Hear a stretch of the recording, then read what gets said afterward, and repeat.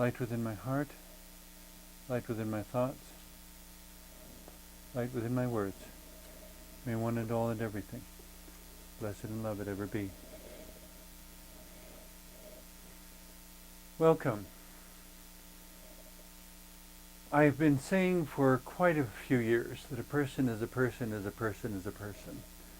And I continue to believe over and over again that that's exactly where we need to start. That in a sort of Dr. Seuss fashion, of Horton Hears a Who, we have to be a who before we can be a he or she, and we have to be a he or she before we can be gay or straight, and we need to give some thought to what it means to be any of those. What it means to be who, to be unique individual consciousness, and then what it means to be a man or to be a woman, and what it means to be gay or to be straight, or to be bi, or to be trans, or to be intersexual, which is perhaps an unfamiliar word for a lot of people, but that's a complex topic for another time. In any case, we also have the challenge of dealing with criminals or criminal activity, those who are classified as the quote bad people, but I don't know if anyone's bad so much as broken. And it's too complex of a subject to get into whether every broken person can be healed or not, but I cannot help but believe that with God all things are possible. But exactly what the path is between here and there, I think we're still working on discovering, or at least I hope we're working on discovering. Some people aren't trying very hard, but we need to keep working on. So this person's been really hurt. How do we heal that? How do we fix that? How do we prevent anyone else from ever being hurt in that way? The point to me, I guess, when Jesus said, love your enemies and pray for those who persecute you and so forth, there's a sense in which you can't throw mud at somebody else without getting some on yourself. You can't accuse someone of being a bad person without running the risk of being labeled by someone as a bad person yourself. And so if one is to ever be a judge or a person charged with those sorts of decision-making responsibilities, you have to be really, really sure that you have a solid basis, and as much as possible that the person who is being labeled or accused is genuinely guilty. And we have lots of things in our legal system that are supposed to prevent miscarriages of justice. Of course, they still happen, unfortunately. But the point is never to stop trying, to keep trying. And the reason we keep trying is because even the most broken criminal, even the most psychologically and emotionally wounded person is still a person. And we cannot devalue their humanity, their basic humanity, without losing some of our own. Just like throwing mud at somebody. You can't say that person doesn't matter without inviting the possibility that someone will at some point in the future say, your humanity does not matter.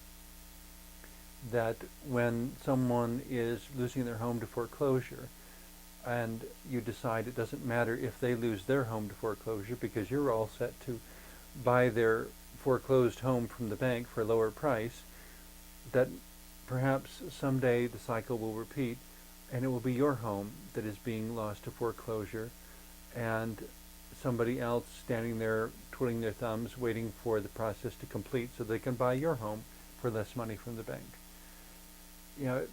On a more concise note, some people say what goes around comes around, what you sow you reap. The point to me is still, you cannot devalue someone else's humanity without sacrificing some of your own, because we are really all much more interconnected than a lot of people want to admit. And the wealthy cannot survive without the poor, and the poor cannot survive without the wealthy, and all of human civilization is completely interconnected. The wealthy person who thinks they don't need poor people at all had best uh,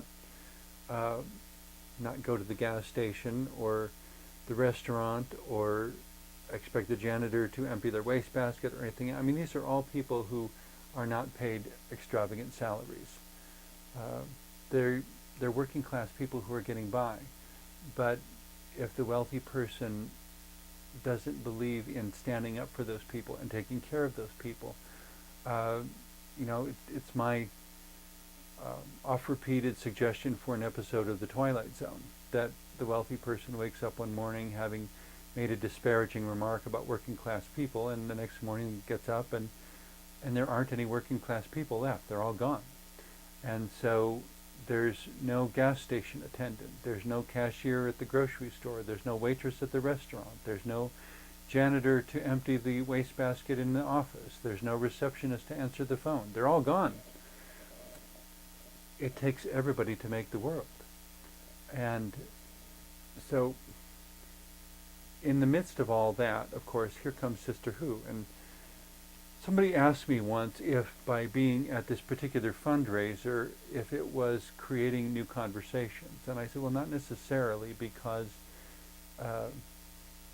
I'm still a stranger to most of the people here. They, to talk about really personal issues, they might, but I wouldn't be in a hurry to expect that, because to talk about really personal issues, you would need to develop some sense of trust and some sense of familiarity to where they would have to know me as more than that 21st century nun on television, or that sacred clown, that tribal archetype who teaches using symbols and metaphors and questions. They would have to know me as someone with a heart and someone with compassion, somebody with a listening ear. And as the sacred clown, I seem to wander between. The marketing people are always getting mad at me because I can never tell them how to promote my show or anything else I do, because they want to say, well, who's your target audience? And I said, well, humanity. And I'm not trying to be difficult, but I have received responses from every age, race, orientation, and economic group you can imagine. The only thing they all seem to have in common is that they're people who take an honest look in the mirror and think about life. And those sorts of people can be found in all classifications. And so in that sense, it's like I'm moving between this little world of interactivity over there and this little world over there and this little world over there and all these different little subworlds of the local population have in common is that Sister Who has worked with all of them. And they all have people in their membership who are watching Sister Who on television. Thank you very much for watching, if that's the case. In any case, it leaves me walking between the various worlds, but there's also a sense in which it's not just me. It's anybody walking between various worlds. But the point of Sister Who walking between the various worlds and being in each of these different worlds and being such an anomaly is that if Sister Who is there and it's okay, that tells every other person, young, old, whomever, it's okay to be me. I can be as unique as I want, because in all my uniqueness, if I, in whatever I do, piercings, colored hair, whatever, polka music, traditional values, if somebody can be Sister Who and be here and be fine and be accepted and be part of the spectrum of humanity, somebody, a bodybuilder in a dress with gold hiking boots, then probably it's okay to be me too. And so in a sense, simply having Sister Who there is like the canary in the mine. It tells everyone else that it's okay, that it's an indicator that we have a healthy environment. Because if we had an unhealthy environment, it wouldn't be safe for me to be there. In the same way that in mines in times past, because there were problems with poisonous gases in the mines, the miners would take a canary down into the mine with them. And if anything happened to the canary, if the canary died, that was the signal to the miners to get out, because the canaries were more sensitive to poisonous gas than the miners were. And so in a sense, the canary was sacrificed, but the miners could take that as an early warning of a much more significant problem. In a similar sort of way, the anomalous people, those who don't fit in, the one we might even call our enemy, allowing them to be there in a civil, respectful, loving way, within the bounds of nonviolence and mutual respect, is a way of confirming the health of one's community, one's society. At one point in time, I was regularly attending some interfaith liturgical dance meetings, and I suggested that for those like myself who are kind of between masculine and feminine, I'm not like a heterosexual man, and I'm not like a heterosexual woman. I'm gay. I'm a gay man. So I don't fit the two most traditional categories. And so I suggested there should be some sort of song or actually dance, because this has been choreographed as a dance also. A liturgical dance that would recognize anomalous people who walk between the worlds, providing contrasts and challenges, getting people thinking, discouraging social stagnation, keeping things fresh, keeping the water stirred up. In one of my newsletters, I was pondering and reflecting on the whole, the common societal advice of don't make waves.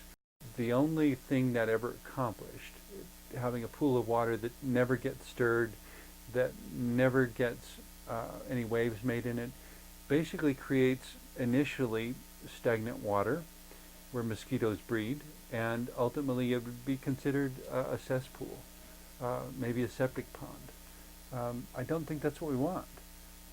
So from time to time, we need to stir things up in a creative, jubilant sort of way, to get everything moving and fresh and aerated again.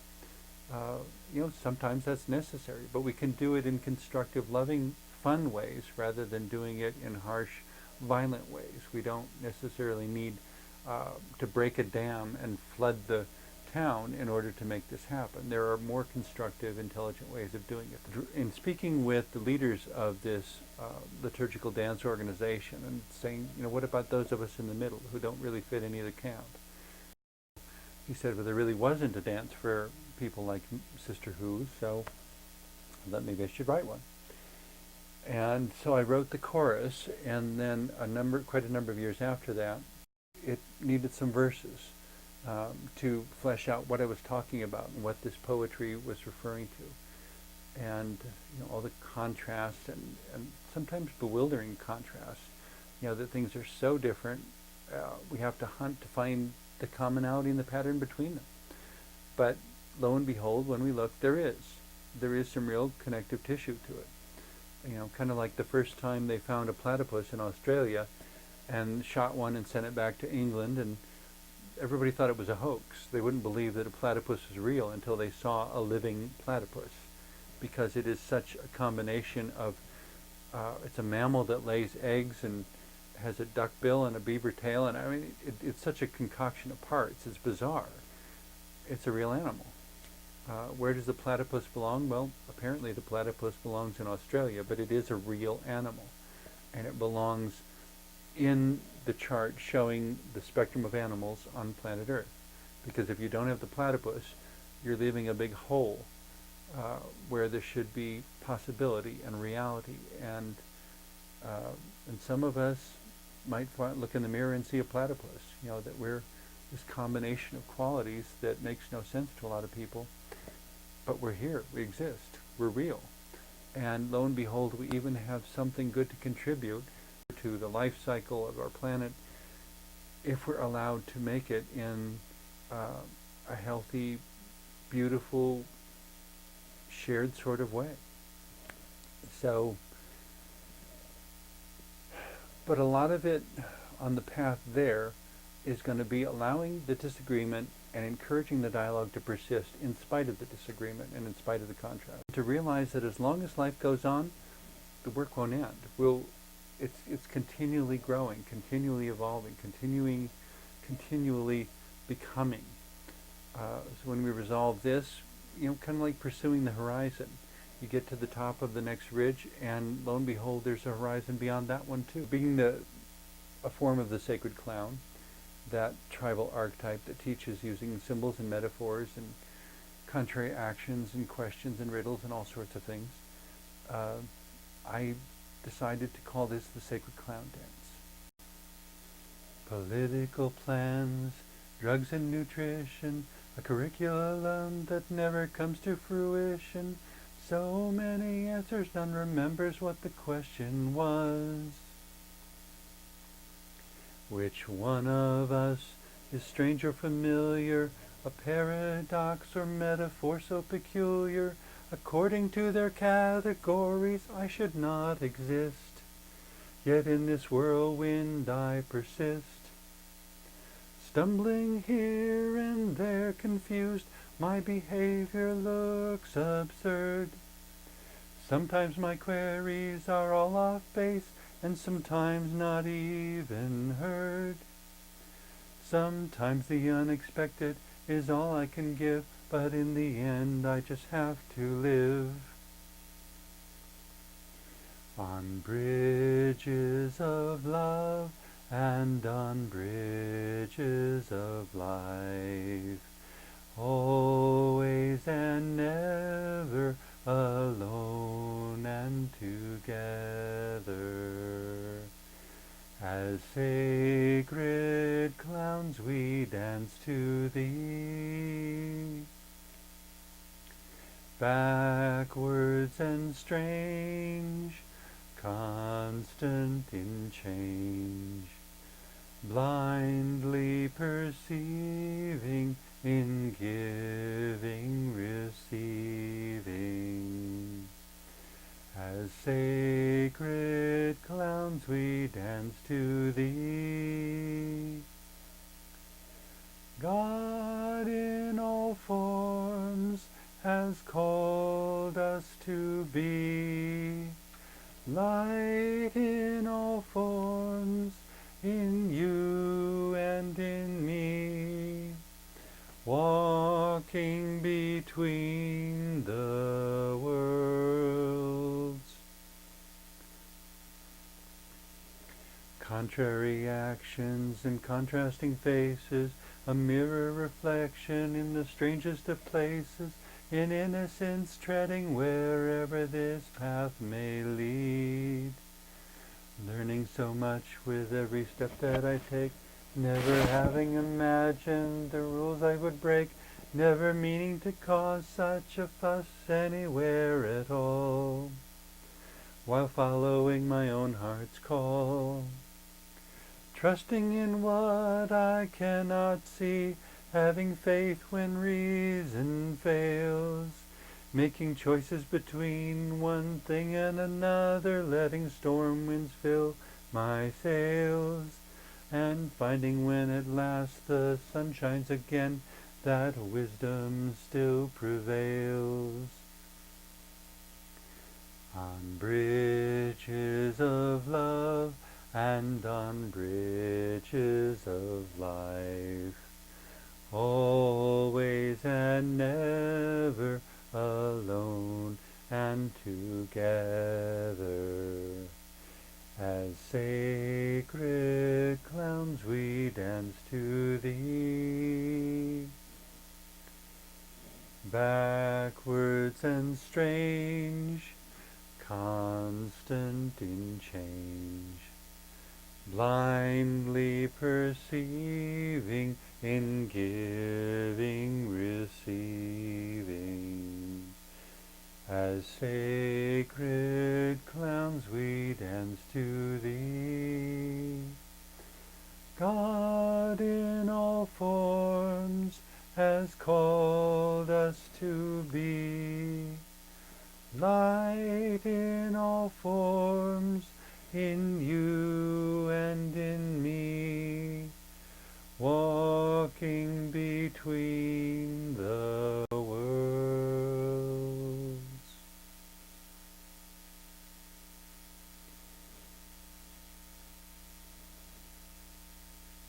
I suppose one of the challenges of being the human race is how little we know each other's stories and how little we know how much each of us is walking between diverse worlds.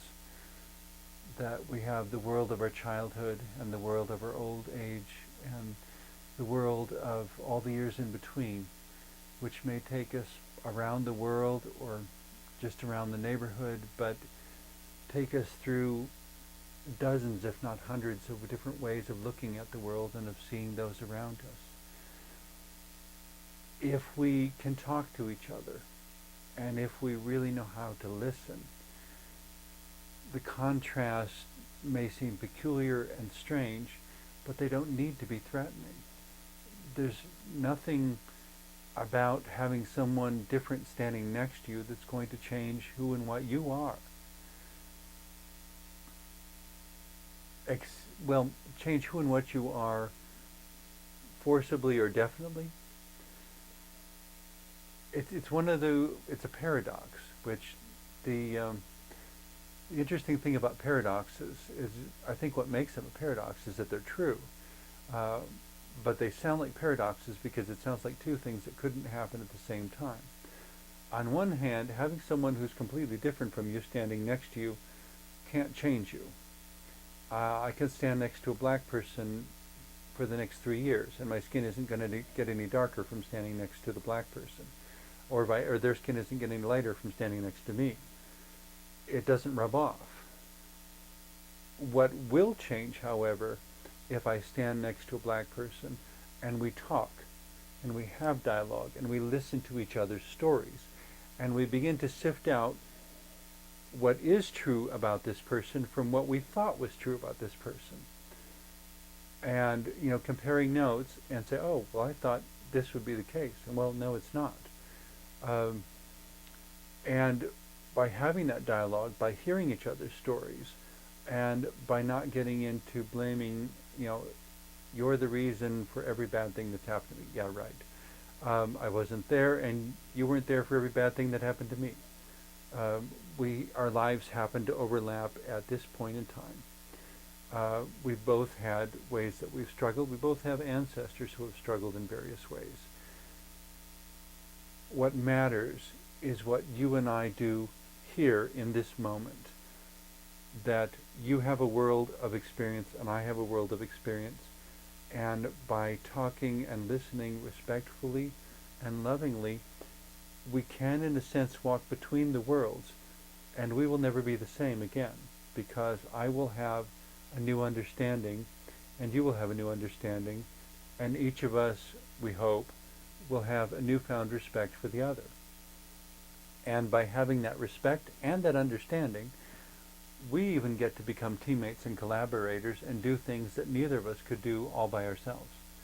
Things that are only possible if we love one another enough to work with each other and be with each other and support each other, inspire each other, keep each other trying to, and helping each other not to give up when life gets tough. When it's hard and when there's mourning to do. No one should have to grieve alone. To listen to someone's story and to be able to say, wow, that is really terrible. If the two of us are approached by someone who thinks they want to remake us in a certain fashion, to stand next to that person and say, I don't find your arguments convincing. You say you have evidence, I don't find the evidence convincing. And so you're going to need to respect our ability and our freedom to make our own choices. There have been situations in history where two different groups were working together, and the oppressor, whoever the particular oppressor was, employed a divide and conquer strategy, in which they came to people who were working together and started to describe to each why they should not approve of the other, why they should not work together, why they should not be friends. And unfortunately, in some cases, they succeeded and drove the two friends apart. They became enemies, and the oppressor walked in and took whatever the oppressor wanted, because with a divided force, there was no way for the people to defend themselves anymore.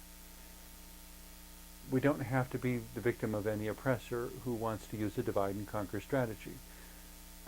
We can say, you know, history's full of mistakes. History's full of tragedies, and every human death is a tragedy. When somebody is murdered, it's a tragedy. It's not about the identity of the victim. It's about the nature of the action.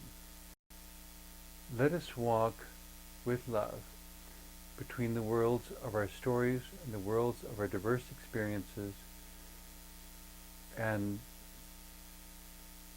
let us build a better future than any past we can recall. Thank you for joining me for this show.